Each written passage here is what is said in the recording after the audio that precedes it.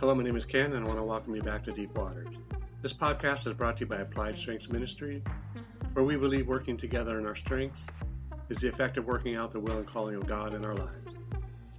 The title of this message is Sleeping with a Dumbbell. This is a multi-episode series in which this is episode 9 of 14. This next session is very specific in nature.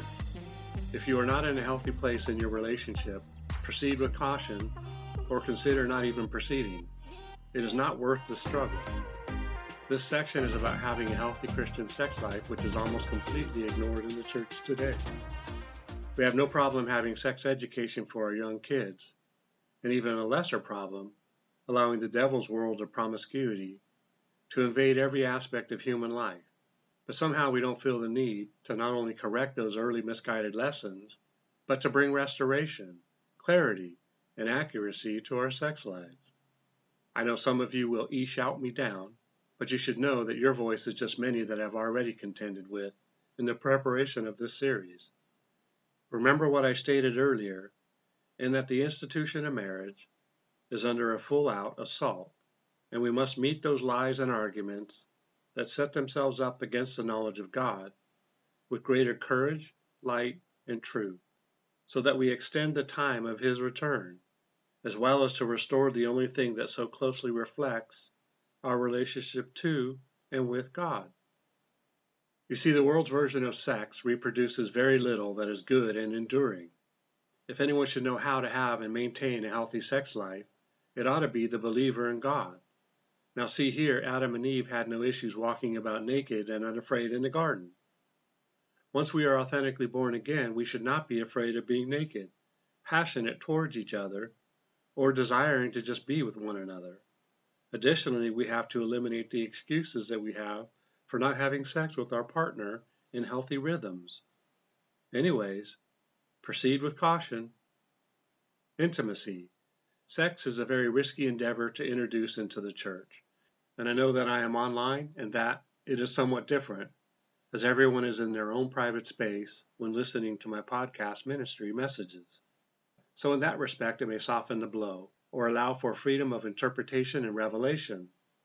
Since I am prefacing by chatting about this stuff, I am not saying that I have it all figured out. Surely my wife can vouch for that.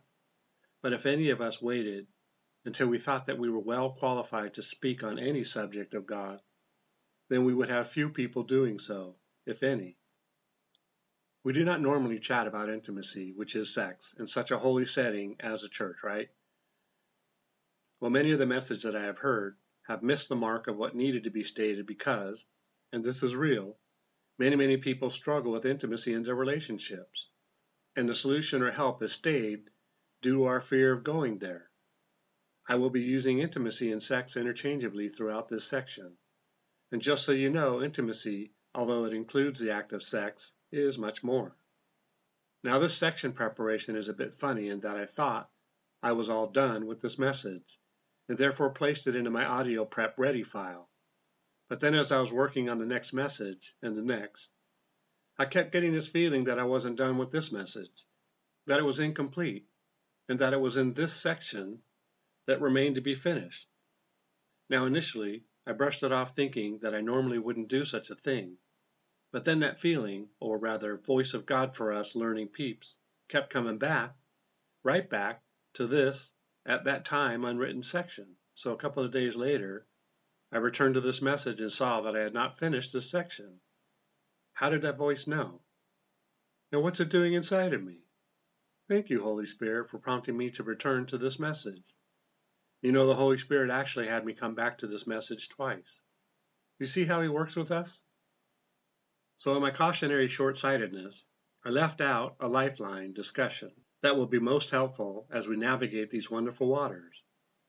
I will be speaking to the activities of masturbation and foreplay and how they work to strengthen your marriage when done in the context of your marriage and the Bible. Now, to be clear, I'm not talking about doing these things apart from one another, as that is not at all helpful or healthy for the relationship.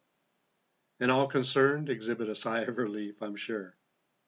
One of these deals with the time issue and the other with the excuse issue, both of which are connected and alive, and not so alive in today's Christian relationships. I sometimes think that, as a sort of ministry calling, or what might parallel this ministry, is akin to running through a field of star thistle wearing shorts. And although it sounds funny, and I am funny, this particular issue is very sensitive, as the old mindset is that sex is a private matter and that it is to be ignored in a relationship until Jesus returns. Well, I made up that last part, but with all of the issues that I have heard of, as well as ministered many people through, this topic is never ignored, as it is one of the primary, yes, I said primary issues, hurting the Christian relationships today. Ignorance is not bliss or holy when it comes to such a wonderful thing as intimacy with your spouse. Believe you me, I'm not trying to set a precedence for other ministries. I feel that I'm supposed to speak on this issue, given my good, bad, and ugly experiences, as well this thought of mine, which is that if a church people were actually given a platform to discuss their relationships in full transparency with others who can help, then perhaps they can get sexually healthy. Finally, before I move on, if you are one who states that my marriage sex life is all that and then some, well, ask her or him to be, honest about their feedback. You will receive the benefits of only what you allow or talk about. So in the world of boyhood, it seems as though the prevailing thought and teaching is that sex is a one-sided love affair, and it is the men who prevail every time. So one day after I had been born again, and I preface it this way because my life was a 10.0 disaster in the area of intimacy, I had this thought after being married for a second of wondering why my wife wasn't enjoying intimacy at the same level that I was. I know, hopefully I didn't lose everyone, but for real, why was it a for sure thing for me but not for her?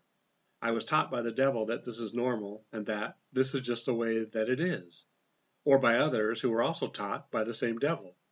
Coincidence?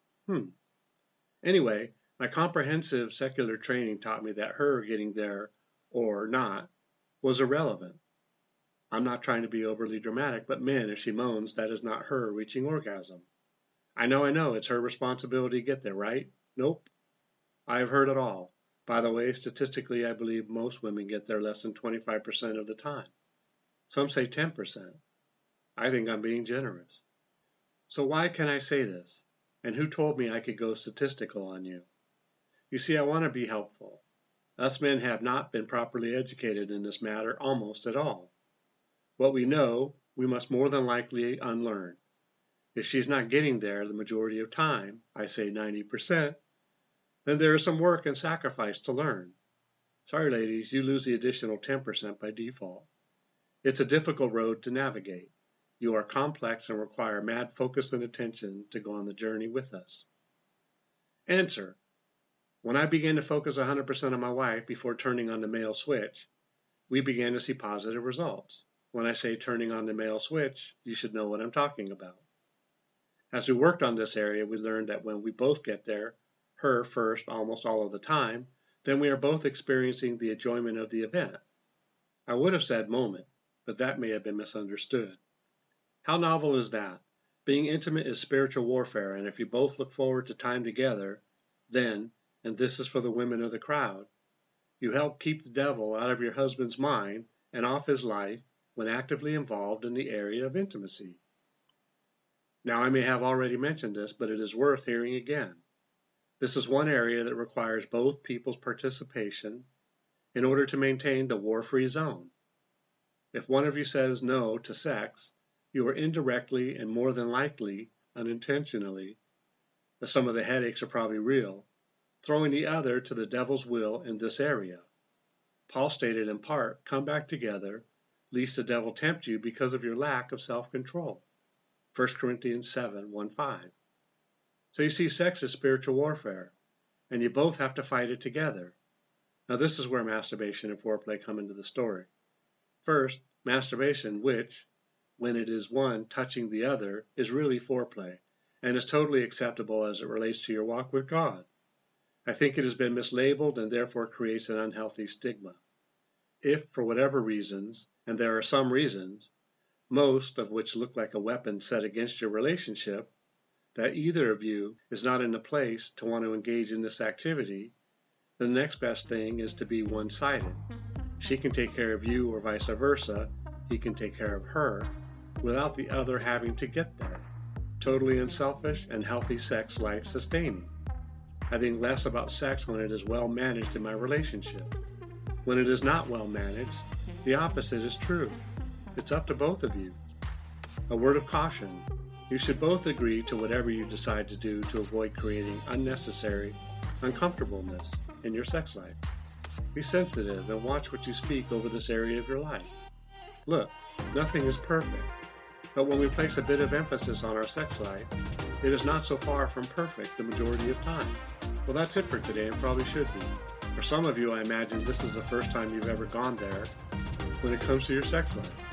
No worries, the shock will wear off, and when it does, war up and fight for a healthy sex life. Remember, it's not what you find wrong or disagree with regarding these messages, but what you can take away from it. Together we can do more to impact the kingdom than if we work alone. Let's flip the script and kill, steal, and destroy the works of the enemy, and create space for the light of life to shine through into people's lives. Plant a seed and click on the like and subscribe button. Let's build this ministry together. Thanks, and see you next time in Deep Water.